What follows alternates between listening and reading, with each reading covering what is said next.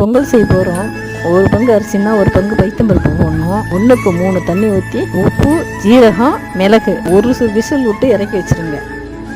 சாம்பார் செய்ய போகிறோம். 100 பைத்தம்பருப்பு போட்டு வேக வச்சு எடுத்து வச்சுக்கணும். பெருங்காயம் போட்டு பீன்ஸு, உருளைக்கிழங்கு எல்லாத்தையும் வேக வச்சு சாம்பாரில் கொட்டியாச்சு. தக்காளி, வெங்காயம், பச்சை மிளகாய் இதையும் கொட்டிடணும்.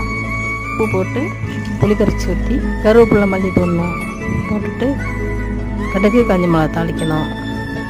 தேவையான அளவு வானலில் ஊற்றி கொதிக்க வச்சுட்டு பாக்கி இருக்க சாம்பாரை ஆற வச்சுட்டு ஃப்ரிட்ஜில் எடுத்து வச்சுட்டுங்க.